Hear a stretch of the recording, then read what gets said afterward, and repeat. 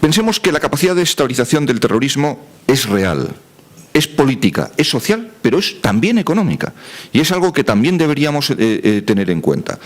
¿Qué le ocurre a un país que tiene más atentados terroristas de la media internacional en lugares turísticos? ¿Qué le pasó a Indonesia y a Bali después del atentado contra turistas australianos en octubre del año 2002, que causó 202 muertos? ¿Qué le pasó a Bali? Desapareció el turismo. Obviamente las catástrofes internacionales también tienen ese efecto. Recordemos el tsunami y lo que ocurrió en el sudeste asiático. Pero voy a hablar un poquito de energía, y aquí tenemos tanto al portavoz de Industria como al portavoz adjunto de Energía, pero es una cuestión fundamental en el siglo XXI.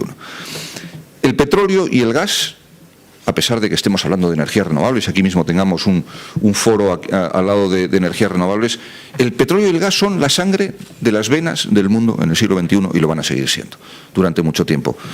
Que descubramos la fusión nuclear, que algún día, como hay alguna publicidad en la CNN, podamos poner agua en el depósito del automóvil y después bebérnosla según lo sacamos del depósito, en fin, ojalá, pero desde luego no creo que ninguno de los que estamos aquí sentados lo vayamos a ver. Lo cierto es que con las cartas que hay repartidas en la mesa son con las que hay que jugar, y las que hay que jugar es petróleo y gas. ¿Y qué hacemos entonces?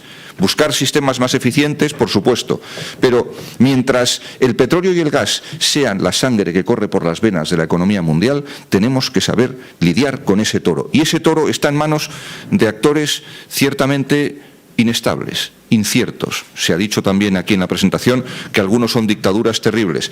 Y se ha dado en crear lo que yo bauticé en mi libro Contra Occidente como la petrodiplomacia y la gasodiplomacia. No olviden ustedes que hubo un intento de crear una OPEP del gas, que quizás sea uno de los mercados energéticos más eficientes del mundo, pero curiosamente ahí había ya pues Qatar, Rusia, Bolivia, Venezuela y alguno más que quería organizar un cártel de gas para presionar al mundo entero. Se opusieron otros productores importantes de gas, alguno, como Egipto, en el que empresas españolas como Fenosa tienen importantísimos intereses y donde además, por cierto, hay que elogiar su visión verdaderamente extraordinaria de llegar allí e invertir nada menos que 6.000 millones de euros, entrar en sociedad con una importante empresa italiana como Eni y, desde luego, entender que gas y electricidad son uno y lo mismo y cada vez lo serán más. ¿Qué es lo que con qué vamos a tener que lidiar? Algunas potencias emergentes son productoras de energía, pero algunas potencias emergentes mucho más grandes lo que son es sobre todo consumidoras de energía. Y durante años China ha estado duplicando su consumo de energía cada 5 años. Y hubo una especie de despiste mundial cuando las famosas gargantas entraron en funcionamiento, lo hablábamos antes de entrar en esta sala, que el aumento del consumo de energía chino solamente creció en un 2% ese año, creo que fue el 2006 o el 2007, lo que hizo también en que se empezaran a estancarse ciertamente los precios del petróleo.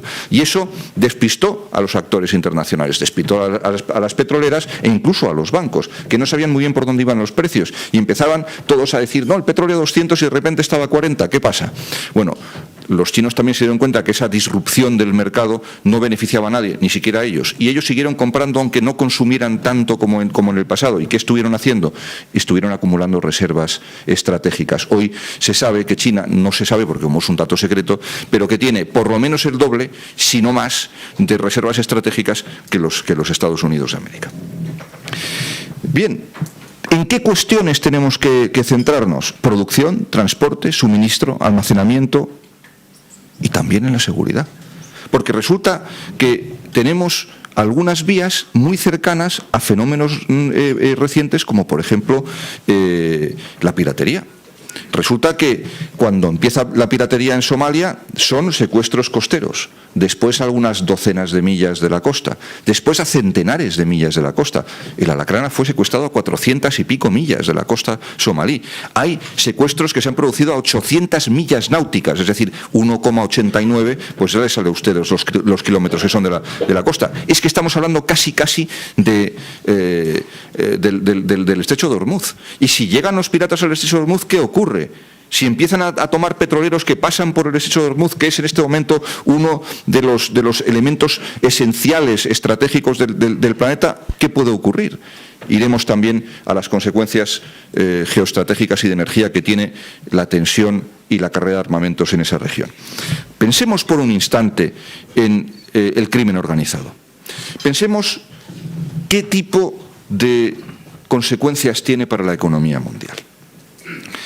El crimen organizado tradicional, bueno, pues muchas veces se ha mitificado. Hemos visto El Padrino, hemos visto Eras una vez en América, hemos visto la serie de Los Sopranos, todas muy brillantes. Casi nos sentimos solidarizados con un mafioso que cuando le está cortando las manos y la cabeza a un señor para enterrarlo en diferentes sitios está hablando de sus problemas conyugales y parece casi humano.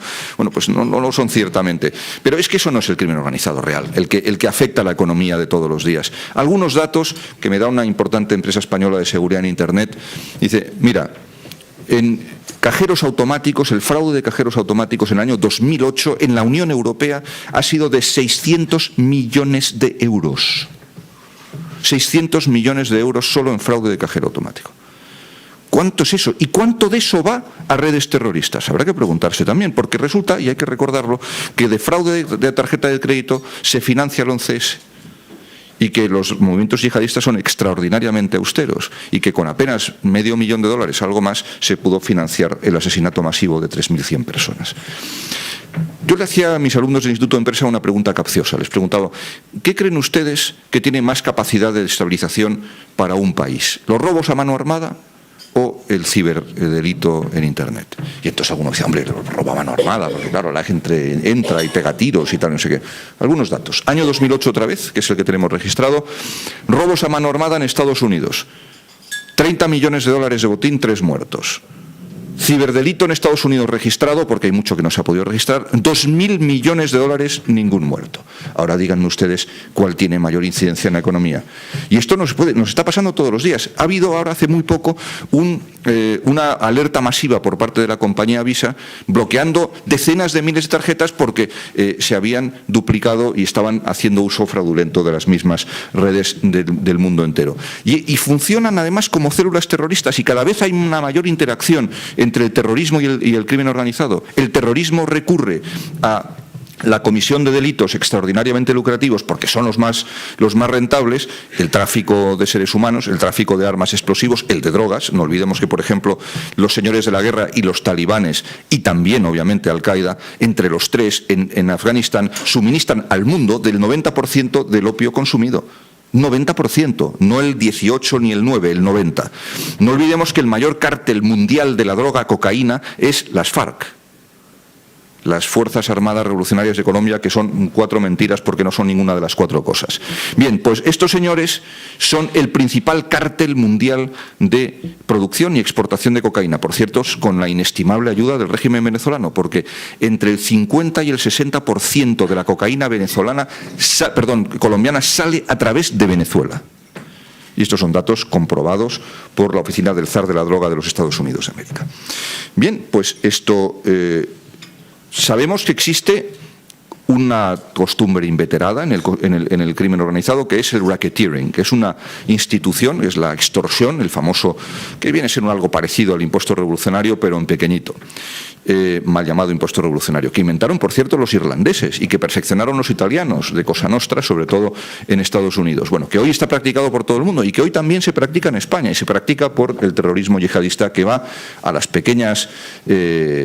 tiendas de señores que se dedican, por ejemplo, a la carnicería halal y le dicen, tienes que dar una contribución para la yihad.